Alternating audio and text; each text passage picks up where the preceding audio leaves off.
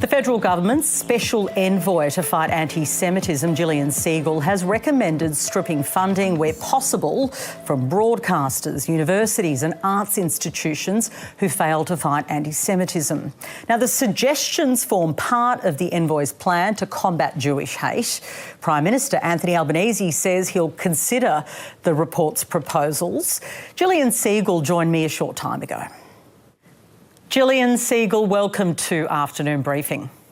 Thank you. Thank you, Patricia. You want funding stripped from universities, from charities and cultural institutions that fail to combat anti-Semitism. What would constitute a failure? Well, can I just firstly go to your premise, okay? Because that's almost like the tail wagging the dog. The first thing that the plan focuses on is working with all these institutions to bring them along the journey of stamping out anti-Semitism. So universities I've already done a lot of work with, putting in place new policies, definition of anti-Semitism, complaint schemes, education, etc. And similarly, we want to work with cultural institutions. The issue that you're picking up on, which many people have already today, about stripping funding, that's only a last resort. That's not the essence of the plan. The plan is to educate and bring people into an understanding of what is anti-Semitism and what needs to be done to make people understand that it needs to not be part of normal society and it's pushed to the fringes. And then there are penalties if we can't get to a situation where they are working successfully on it. So I have every confidence that the universities generally are very focused on this. They've put in new policies, they've got complaint schemes, they are reporting it to the National Student Ombudsman, complaints in relation to anti-Semitism, and they are determined to stamp it out. Now, obviously, there's a penalty if they really fail, but that's by no means the focus. Okay. That's only a last resort. I understand that, but either way, in the recommendations, the penalty is there as a last resort. So what would have to happen for something like that to occur, for a government to strip funding under your recommendation? What would they need to do?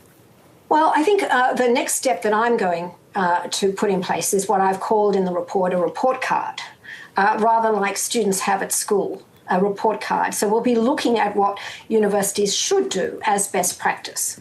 Okay, so they need to have a definition of anti-Semitism, they need to have policies to control their campus, they need to deal with education of their senior staff, they need to make Jewish students feel comfortable on campus and not intimidated, and so on.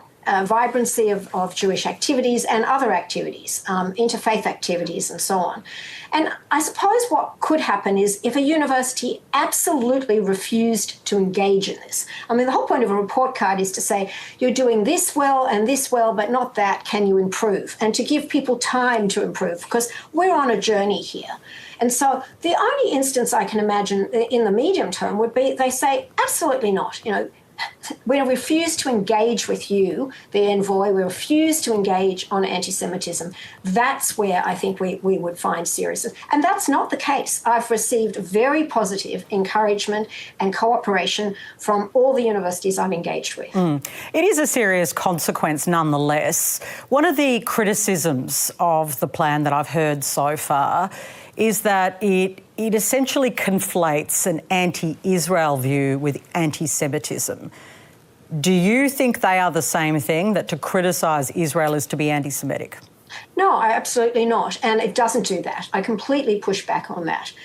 It is about stamping out local anti-Semitism. And anti-Semitism is this ancient hatred, as you know, going back centuries, based on myths and tropes about Jewish people. Jews control the world, Jews do this.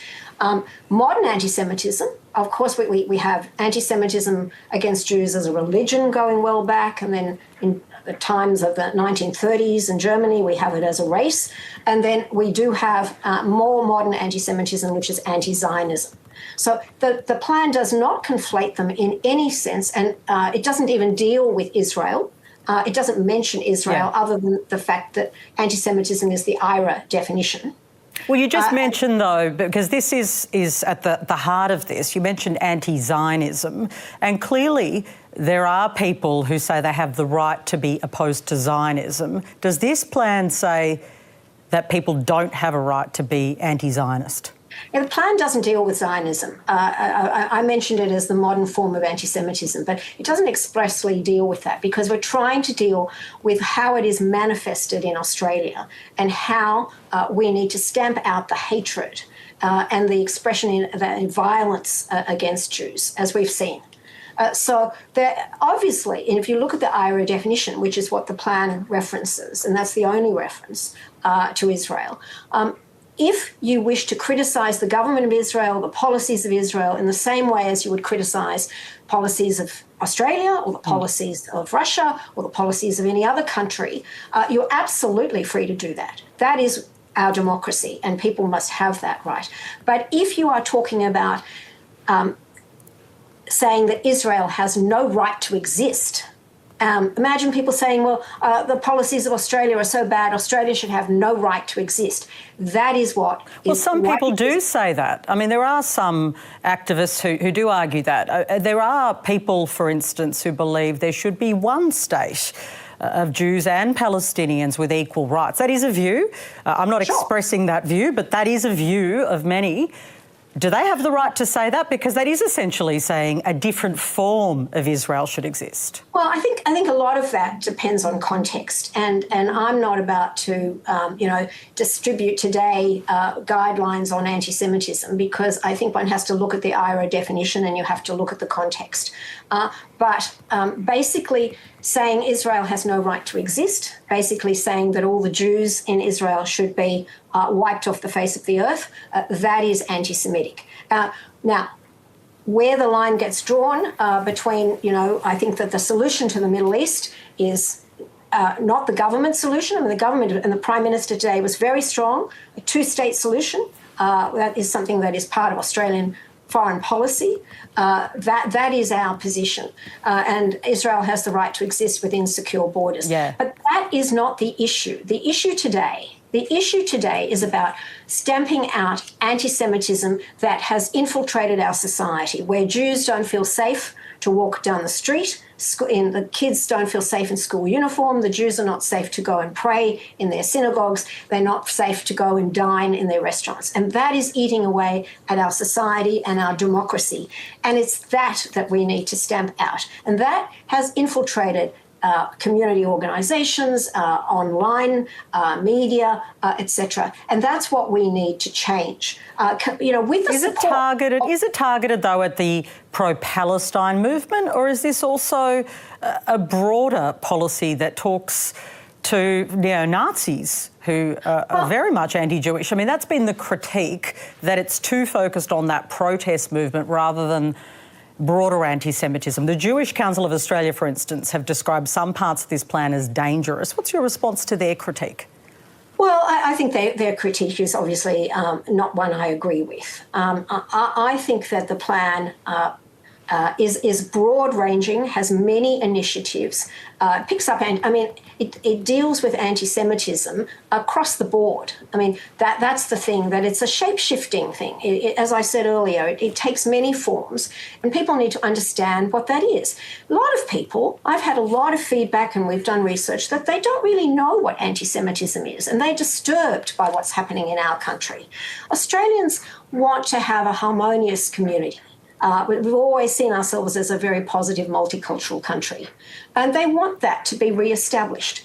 And I think we can do that by pushing anti-Semitism to the margins of society. We are not going to stamp it out, because it's been there for centuries, and it was there before October 7, but it's risen up to really unacceptable numbers. So we need to push it out and educate students at school, and help teachers with this. And it's not pushing a political view, it's actually just pushing a view as to what is improper behaviour. We should be civil to each other. We have civil discourse, and we can have a civil debate about politics or about international relations. I think civility is absolutely needed in the debate, and I think it's important to have these robust conversations even in these interviews, right, just to understand the dimensions of all of this.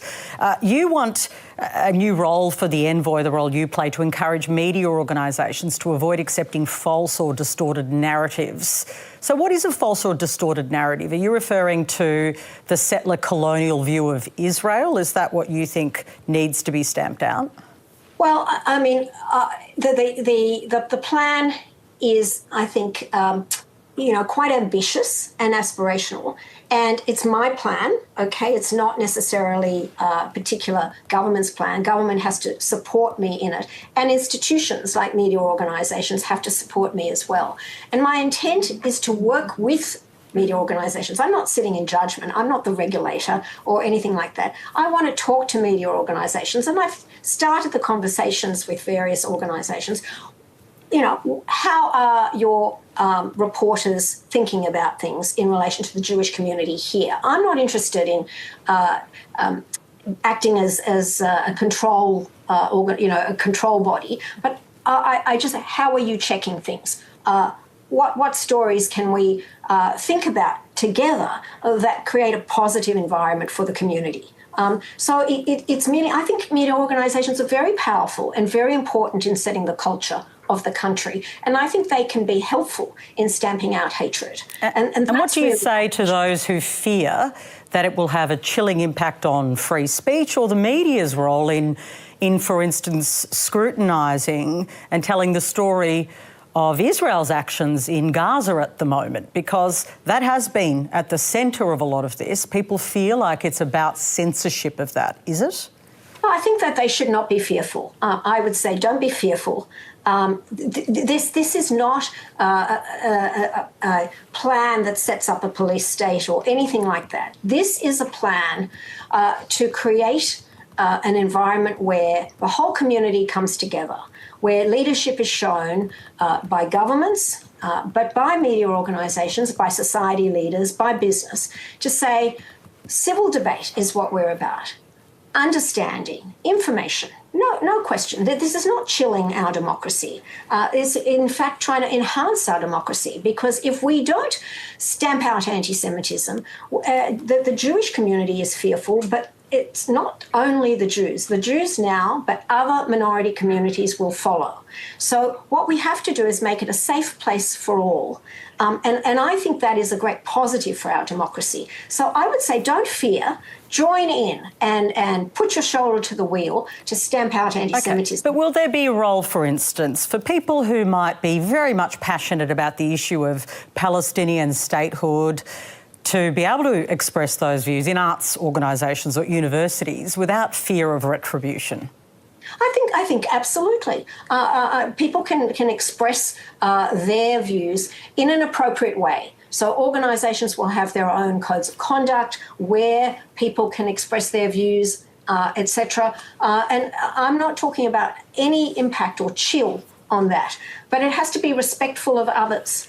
So it has to be respectful of people in the audience who don't want to see that. It has to be respectful of people in a restaurant who don't want to be attacked. It has to be respectful of people who want to pray in their own synagogues or in their own places of worship and not be intimidated. So it's that balance of having a harmonious community, everybody going about their own religion, their own way of life, and respecting other people's views. It's not to chill our democracy, it's actually to buttress our democracy.